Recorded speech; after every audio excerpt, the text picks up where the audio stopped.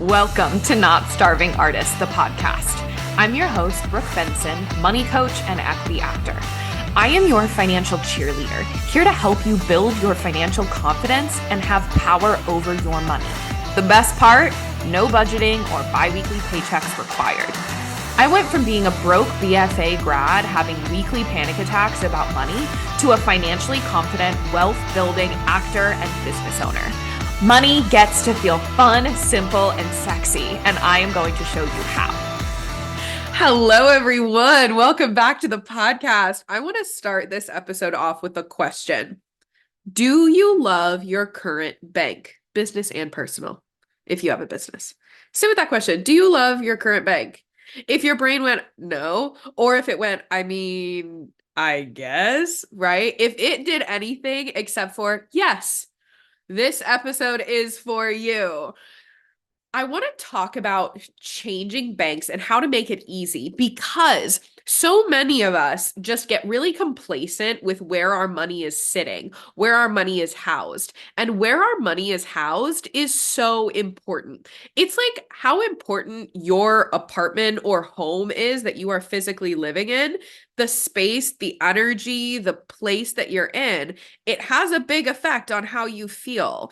The same goes for like where your money is housed. You are having to enter that space all the time. You are logging in all the time. That card is in your wallet, your Apple wallet, your physical wallet. I just found out that Gen Z makes fun of millennials for having physical wallets. I'm sorry.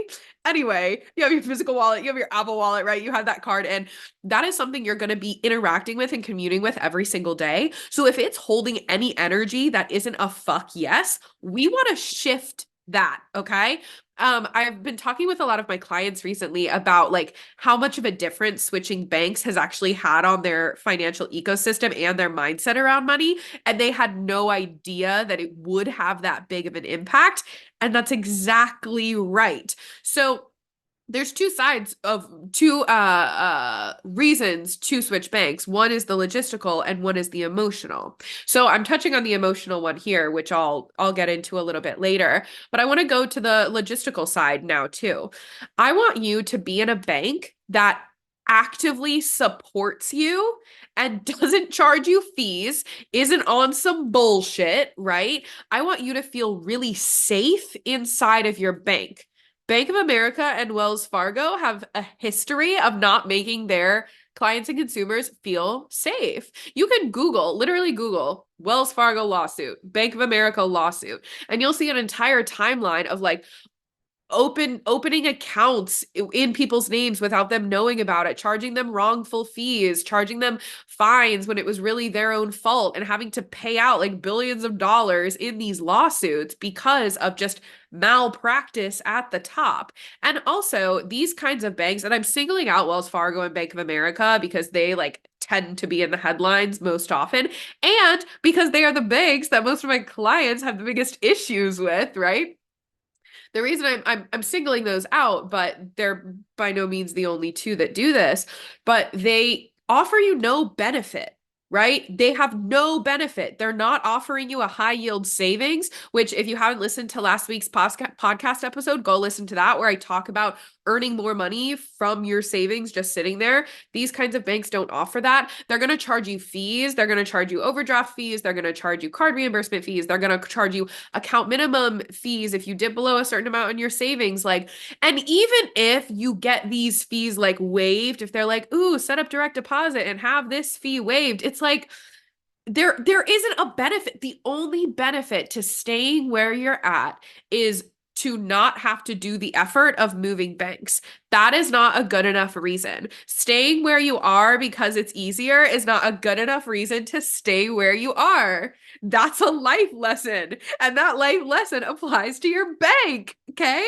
When you're revamping your relationship with money, when you're on a financial wellness journey, when you are stepping into your identity as financial CEO, every single piece of your money life needs to feel like a fuck yes. Something that I do with every single one of my clients in our first two calls together, we're setting up their money flow method.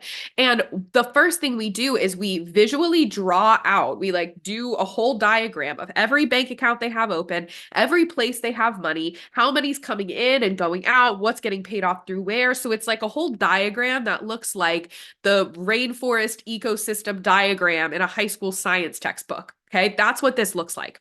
And with this ecosystem, what we do is we morph it and mold it into the money flow method, which is an intentional, simple, and automated system where every single thing that your money touches, every single thing that you have set up around your money is an intentional yes. Nothing's just hanging out in the ether. Nothing's just sitting there being like, well, I don't love it, but it's fine, right? There is no fine in the money flow method. There is no fine in financial wellness and financial CEO. Financial CEOs feel like everything in their money life is a fuck yes. And if it's not a fuck yes, we need to change it. I call these money leaks. Anything that isn't a fuck yes is a money leak. And it might not feel super big to you at the time, but slowly over time, if you have like a teeny little air bubble or air hole in a balloon, the air is slowly seeping out bit by bit by bit, and all of a sudden the balloon's deflated. So in your financial ecosystem, if you're at a bank that like every once in a while hits you with an account minimum like monthly maintenance fee, or you have an old 401k that you don't really know where it is, but there wasn't a lot in there and like maybe we'll figure it out later. Or like, yeah, I have this extra checking account open at Chase for, when I was with this person and now we're not together anymore. So that joint bank account, nothing's happening in there, but it's still open. Like all of that stuff, even if it's not like actively making it hard for you or like actively hurting you, those leaks expend a lot of like money energy. It's this subtle subconscious thing of feeling like you're not fully in control and fully excited about your money. We want to shift that shit. Okay, so we're going to talk about banks today, because I want you to feel so excited about where you bank. I want you to feel safe inside of your bank. Now, in last week's episode, I know I mentioned a couple of different banks, but my personal favorite, again, not sponsored. This is not advice. This is just purely for educational purposes, okay? Ally Bank is one of my favorite banks. They are online. They have checking accounts, savings accounts, high yield savings accounts. They do everything that a regular brick and mortar bank can do. The only thing you can't do at an online bank is deposit cash, which how many of us are really dealing in cash these days, right? Even if you are dealing in cash, there was a time where my partner he was running his own business and he was getting paid in lots of cash, and he only had Ally Bank accounts, and I also still had a brick and mortar account. So what we did is we just deposited cash into my brick and mortar and then transferred it immediately to the online bank account. So I'm not against having a brick and mortar bank. Just make sure you're not paying fees. And again, it's intentional. That bank account for me is now closed because I have no more use for it. When my partner was getting paid in a lot of cash, it made sense to have it open because we just used it as a pass-through system to get to our high yield savings account. Okay. So today we're going to talk about the step-by-step process to switch banks with ease, right? Without like it feeling super messy or super clunky or like getting hit with fees, especially if you're switching out of Wells Fargo, Bank of America, Chase, some of these brick and mortar banks. And then we're going to talk about a little bit more about the emotional side of like what you're going to feel when you switch banks and why and why you would want to. Let's actually start there before I go into the logistical side. So when we're talking about moving banks, you all know money is not just numbers. It is not just numbers. It has never been just numbers. Everything in our life is tied to money. So our emotions, our feelings, our energy, it's all entwined with our money. So I want you to imagine like you have a current bank account. Whether it's the bank account you had for ages, whether it's a new one, it's holding a certain energy. Okay.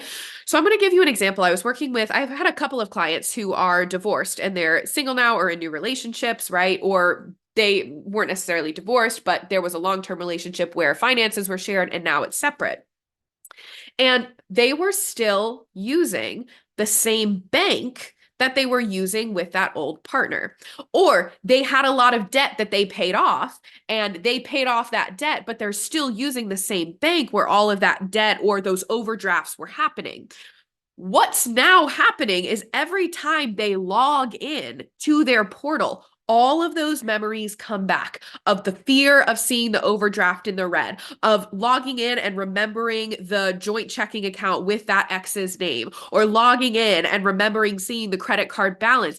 And viscerally, like our bodies remember shit. Like, you know how you like if you were when you went to college and you go back to your college town after you graduate and you're walking through the streets and you're like, ooh, this is kind of eerie and familiar because like I remember stumbling a little drunk down these streets, right? But now you're like a full-grown adult and you're like, this is weird feeling like ghosts of the past, but like now I'm here as an adult. Like your body is remembering those experiences. So your body is going to remember the experience of logging on to that bank. So when you see the harsh red and blue of one of these bank accounts as you're logging in, and you remember like a year ago feeling terrified that you were going to see numbers in the red because you were constantly seeing numbers in the red, your body's going to have anxiety and panic and not want to log on because your body is remembering that experience.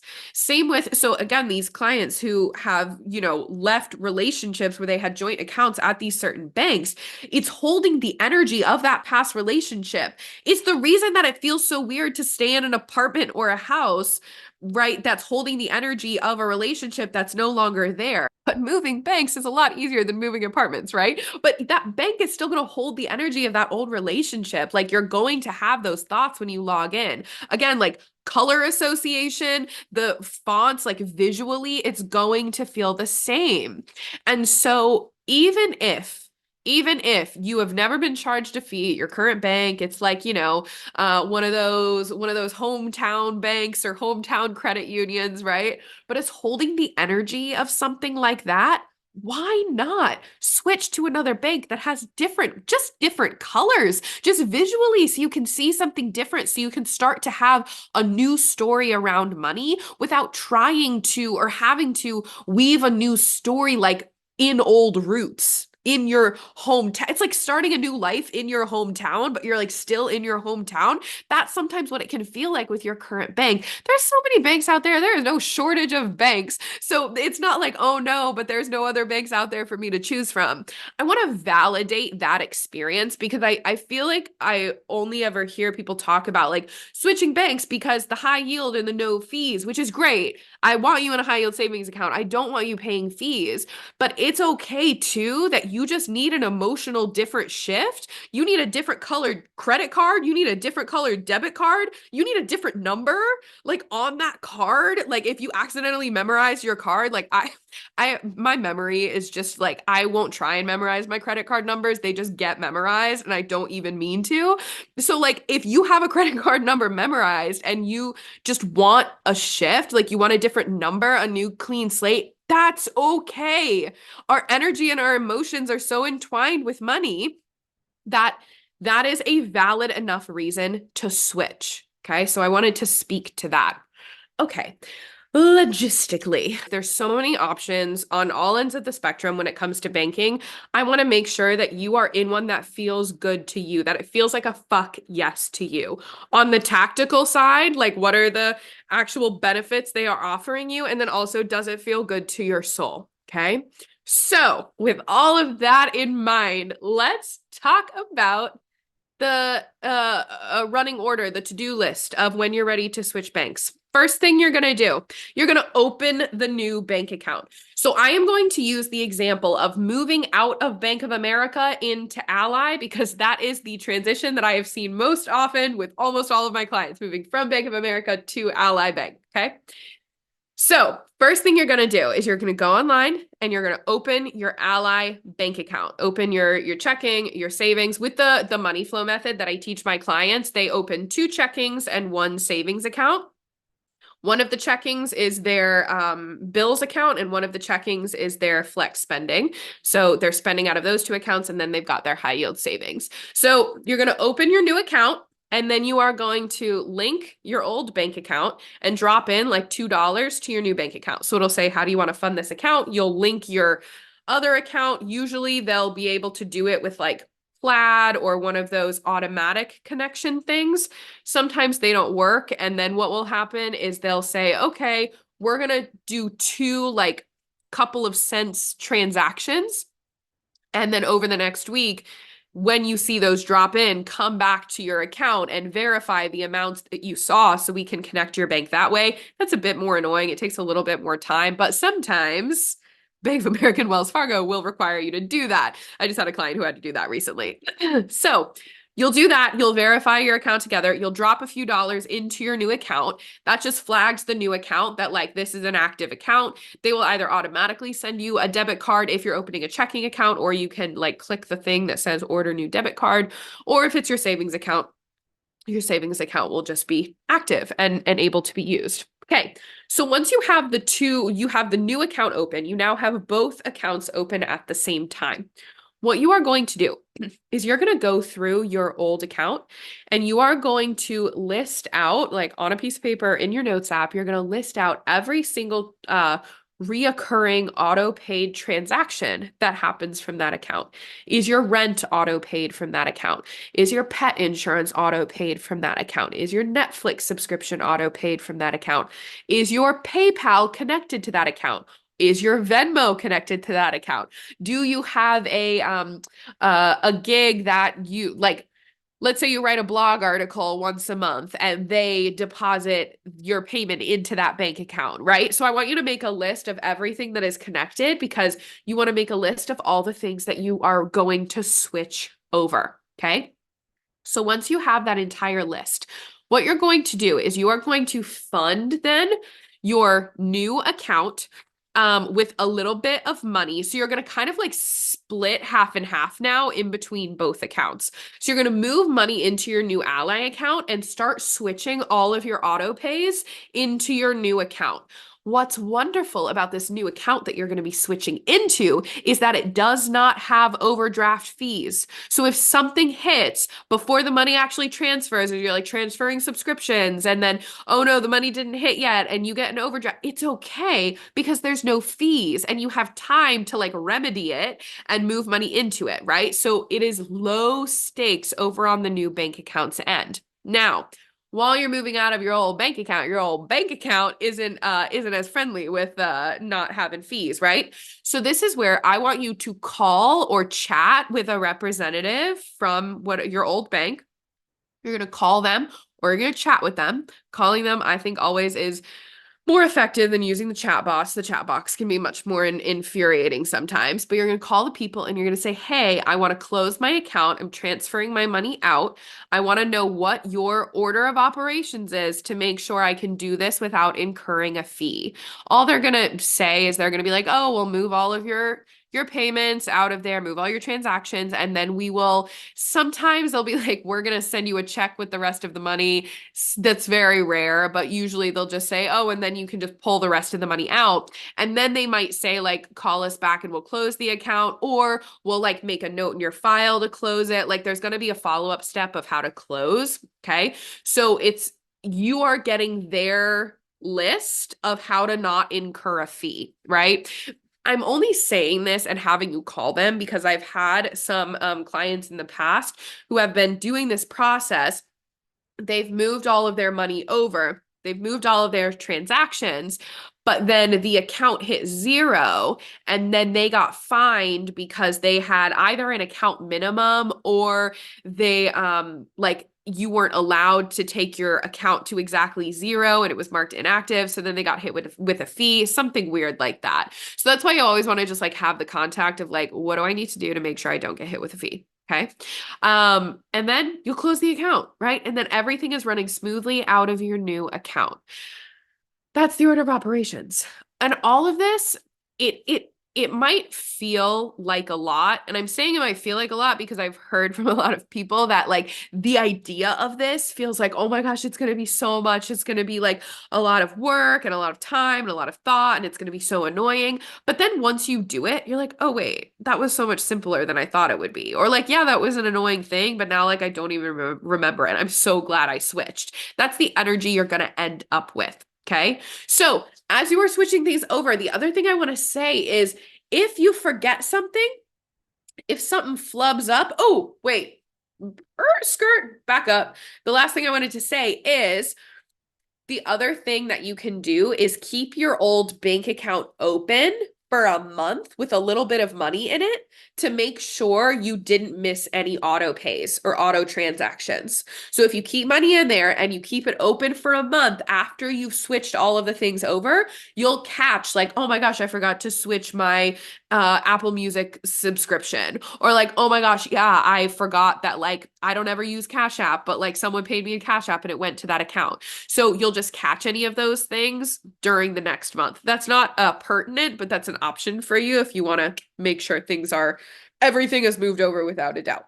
The other thing I want to say is that in this process, when there's a lot of moving parts and you're moving something over, it will be almost impossible to do this transition perfectly. Just like when you do a physical move to a new apartment or a new home, there's always something, even if it's something little, that you're like, oh my gosh, I literally forgot we don't have paper towels and we literally need paper towels right now. Or like a little thing gets scratched in the move. Or like, oh fuck, we forgot to pay for this thing. And like now we kind of have to like rush to figure it out before the movers come, whatever. Like all stuff like that always happens when you're moving because there's a lots of moving parts. So if that happens when you're switching banks, it is okay. I was actually, me personally, I was switching my business bank accounts recently, like last fall, I was switching to a new business bank account.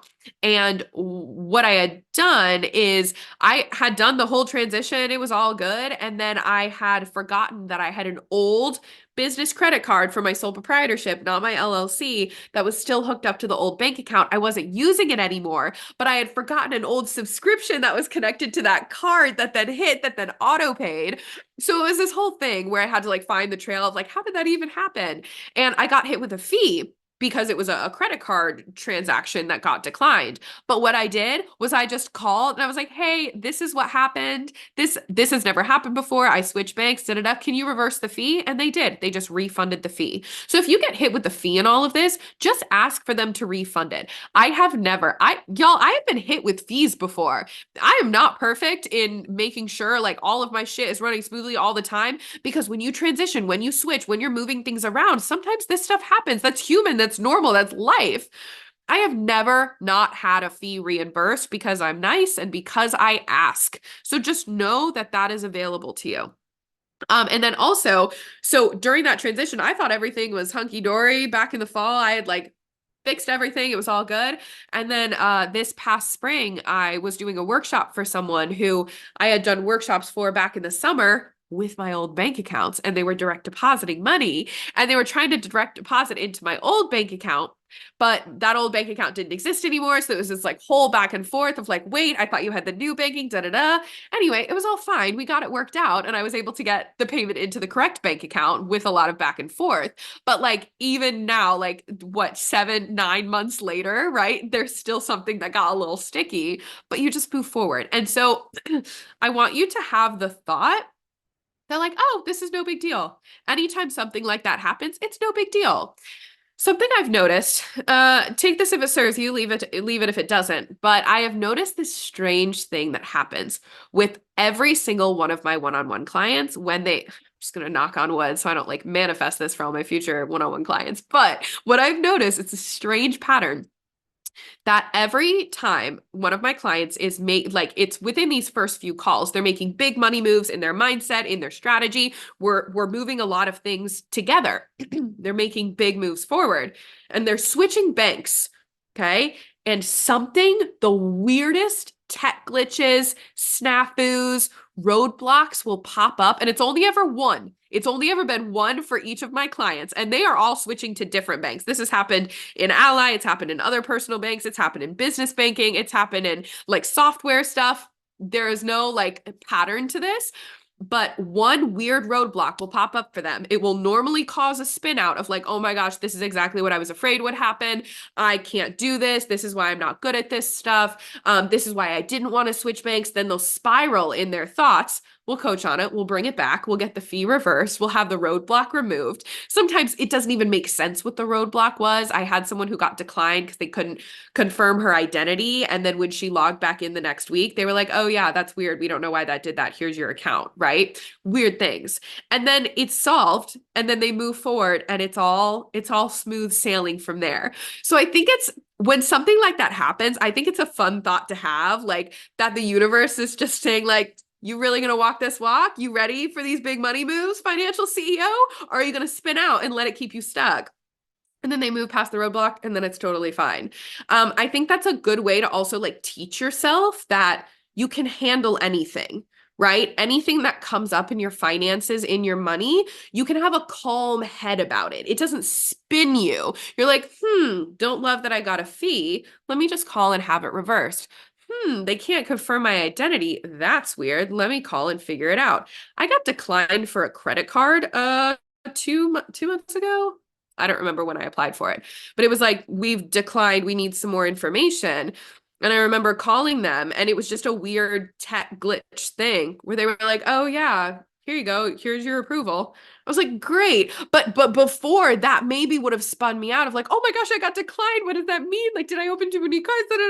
No, it's just like, that's weird. Probably a problem on their part. Do you see how there's like the mental shift here too, of instead of seeing these weird tech things and glitches and fees and whatever as like a thing that you've done wrong, you're like, oh yeah, that's a them thing. Or like, oh yeah, of course that happened because I was switching this. Oops, forgot. Totally fine. Let me call and have it reversed. Let me have it figured out.